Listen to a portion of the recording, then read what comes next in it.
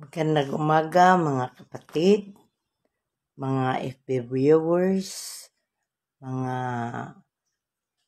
FB friends. Ako po si Tita Lins o Ailinda Amora Salisi. Magbabahagi sa inyo ng aking memory verse at testimony.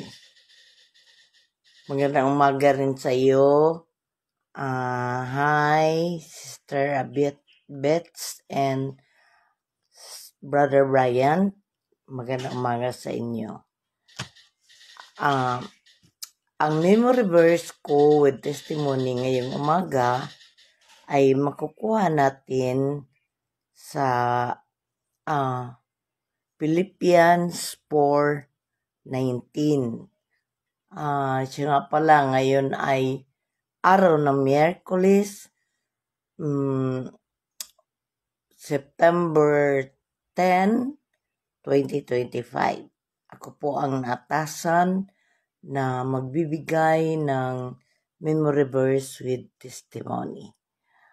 Okay, manalangin muna tayo bago ko bigay ang aking testimony. Maraming salamat, Panginoon, sa pagkakataon na ibinigay mo sa akin na makapagbahagi ng aking testimony and memory verse.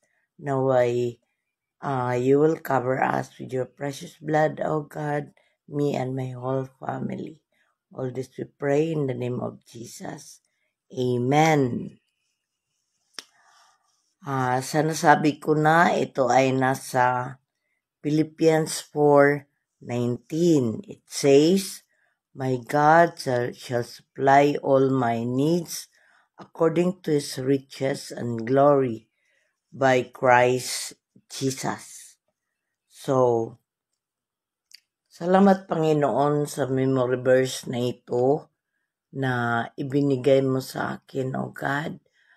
Ito ay karugtong lang ng aking testimony sa nakaraang testimony kung saan nagbibigay ang Panginoon ng isang memory verse din na nagsasabing trust in the Lord with all your heart.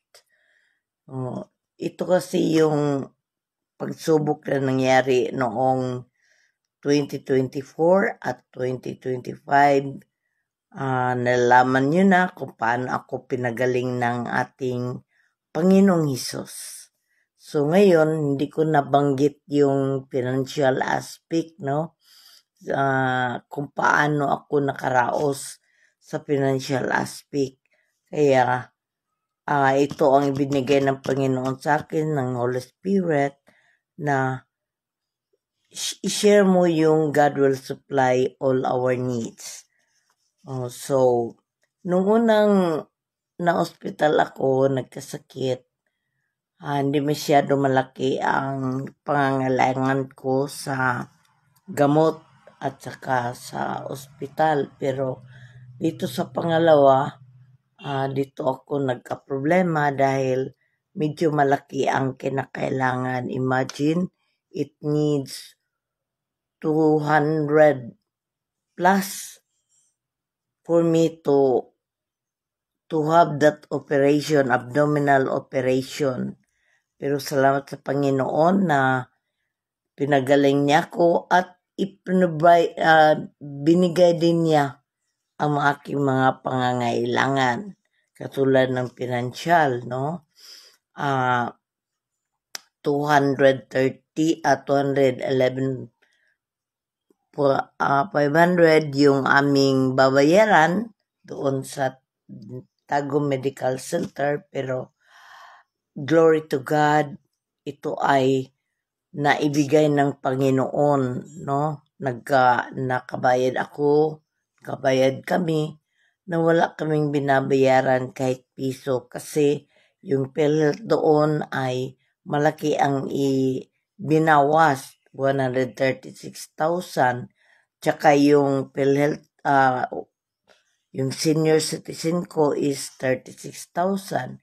Yung nalalabing 30,000 kapin ay inilapit ng kaibigan ng pinsan ng asawa ko na nagtatrabaho doon sa Tagum Medical Center at nabayaran yung nalalabing bill ko.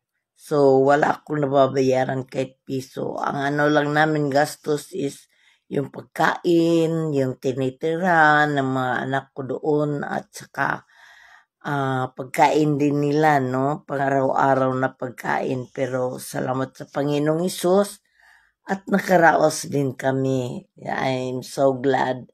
Glory to God. God is really good.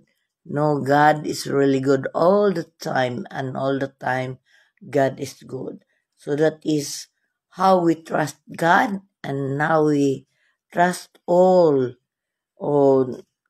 in trusting Him na andyan na ang kasali ang financial.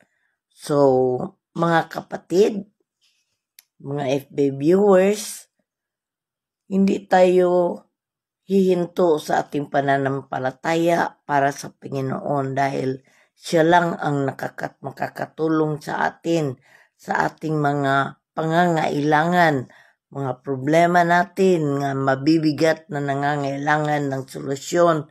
God has always ways for us to help us and to give solution to our problem.